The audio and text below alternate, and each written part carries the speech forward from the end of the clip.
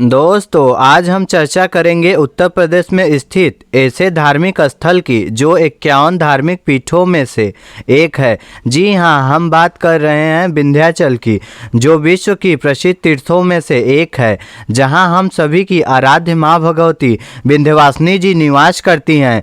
विंध्याचल नगरी मिर्जापुर, जो गंगा जी के तट पर स्थित है। विंध्यवासिनी देवी विंध्य पर्वत के ऊपर त्रिकोण यंत्र पर निवासरत हैं। कहा यह भी जाता है, जो मनुष्य इस स्थान पर साधना करता है उसकी सिद्धि, उसका फल उसे अवश्य प्राप्त होता है। दोस्तों अब हम बात कर रहे हैं विंध्याचल कैसे पहुँचें। और विंध्याचल देश के सभी छोटे बड़े शहरों से जुड़ा हुआ है, जहां आप रेल मार्ग, हवाई मार्ग व सड़क मार्ग से आसानी से पहुंच सकते हैं। दोस्तों पहले हम बात करते हैं रेल मार्ग से। आप विंध्य नगरी कैसे पहुँचें। यदि आप रेल मार्ग की सहायता से विंध्य नगरी पहुंचना चाहते हैं तो यहाँ के लिए सबसे करीबी स्टेशन विंध्याचल है, जहां बहुत से ट्रेन रुकती हैं। पर यदि आपके शहर से डायरेक्ट ट्रेन नहीं मिलती तो आप मिर्ज़ापुर स्टेशन भी जा सकते हैं, जिसकी दूरी विंध्याचल से करीबन 7 से 8 किलोमीटर ही है। यदि आपको मिर्ज़ापुर से ट्रेन नहीं मिलती तो आप भारत के प्रतिष्ठित धार्मिक शहर वाराणसी व प्रयागराज में उतर सकते हैं, जहां वाराणसी से विंध्याचल की दूरी लगभग 65 किलोमीटर है और प्रयागराज से इसकी दूरी लगभग 85 किलोमीटर है। यहाँ से आपको राज्य प्रशासन द्वारा चलाई जा रही बसें, डायरेक्ट ट्रेन, पैसेंजर आसानी से उपलब्ध हो जाएंगी, जिसके तहत आप आसानी से विंध्य नगरी विंध्याचल पहुंच जाएंगे। दोस्तों अब हम बात करेंगे कि हवाई मार्ग से कैसे आ सकते हैं। दोस्तों यदि आप तीर्थ को और आसान बनाना चाहते हैं तो आप विंध्याचल आने के लिए हवाई मार्ग का विकल्प चुन सकते हैं। यहाँ सबसे करीबी एयरपोर्ट लाल बहादुर शास्त्री एयरपोर्ट है, जो कि बाबतपुर, वाराणसी, बनारस में स्थित है, जहां आपको भारत के लगभग सभी प्रमुख शहरों में यहां के लिए फ्लाइट आसानी से मिल जाएगी। यहां से विंध्याचल नगरी लगभग 68 किलोमीटर की दूरी पर है और एयरपोर्ट के बाहर आपको विंध्याचल के लिए टैक्सी, बसें इत्यादि की सुविधा मिल जाएगी। और हाँ, यदि आप सड़क मार्ग से यहां पहुंचना चाहते हैं तो यह भारत के सभी शहरों से वेल कनेक्टेड है और यहां पब्लिक ट्रांसपोर्ट की सुविधा आसानी से मिल जाएगी। मित्रों अब हम विंध्याचल नगरी पहुंच चुके हैं। विंध्याचल नगरी में प्रवेश करते ही आपको अत्यधिक मात्रा में धार्मिक विचार वाले दिखाई देते हैं। विंध्याचल स्थल में पहुंचते ही आपको घंटी नगाड़ों की आवाज़ सुनते ही मन मुग्ध हो जाएगा और विंध्याचल नगरी में आप स्टेशन के करीब होटल व लॉन तथा धर्मशालाओं में रुक सकते हैं।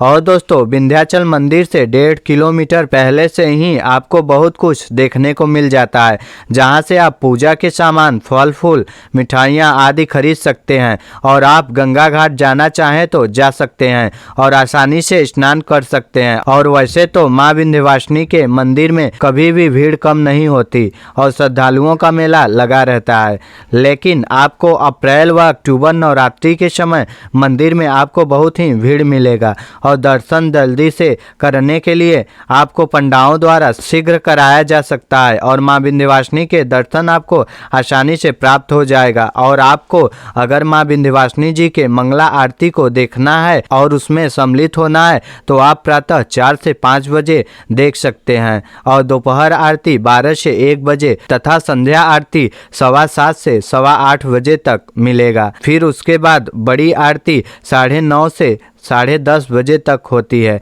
जिसमें आपको शामिल होने के लिए मास्क, सैनिटाइजर आदि सावधानियां बरतनी होगी। यहां आने का सबसे उचित समय सितंबर से फरवरी होता है, क्योंकि बाकी महीनों की अपेक्षा इस महीने में आपको गर्मी से राहत मिलेगी और आप सर्द मौसम का आनंद उठा पाएंगे और आने वाले टूरिस्ट को सभी सुविधा भी दिया जाएगा। और यहाँ खाने का फेमस व्यंजन लिट्टी चोखा, छोला समोसा, लस्सी तथा चाय जो आपको कुल्हड़ में दिया जाएगा, अतः आप इन सभी का आनंद ले सकते हैं। और इसके बाद आप काली खो मंदिर में जा सकते हैं, जिसकी दूरी विंध्याचल मंदिर से 3 से 4 किलोमीटर ही है, जिसे काली गुफा के नाम से भी जाना जाता है। इस गुफा के ही ऊपर माँ कात्यायनी स्थापित हैं, जिसके भीतर में माँ काली की एक प्रतिमा है, जिनका प्रतिदिन अलग अलग स्वरूप दिया जाता है और श्रृंगार किया जाता है। और हमेशा माँ काली को नींबुओं का हार पहनाया जाता है। और माँ काली के समीप ही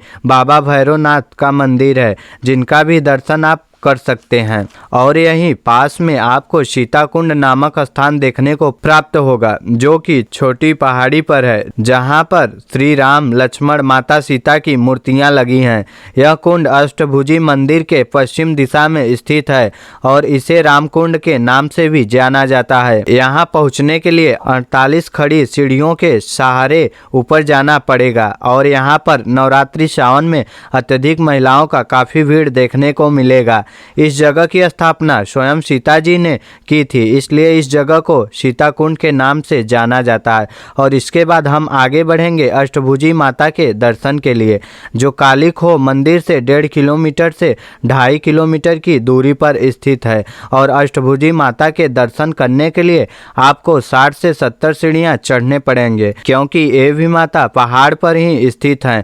और सीढ़ियों के दोनों तरफ ही आपको प्रसाद, खिलौने आदि सामान मिलेंगे और आपको गुफा के अंदर झुके झुके ही दर्शन करने होंगे, जो इस गुफा की खासियत है। और आप इन जगहों पर एक ही दिन में यात्रा कर सकते हैं। और अब हम बात करेंगे विंध्याचल आप कितने दिन के लिए आए व लगने वाले कुल खर्चों के बारे में। यदि आप एक दिन के लिए आए हैं तो आपका कुल खर्च 1000 से 2000 रुपये तक लगेंगे। और यह खर्चा आपके ऊपर डिपेंड करता है कि आप कितना रुपए खर्च करेंगे। तो इस वीडियो को इसी जगह एंड करते हैं। और वीडियो पसंद आया हो तो वीडियो को लाइक और चैनल को सब्सक्राइब करें। तो मिलते हैं नेक्स्ट वीडियो में। Bye bye.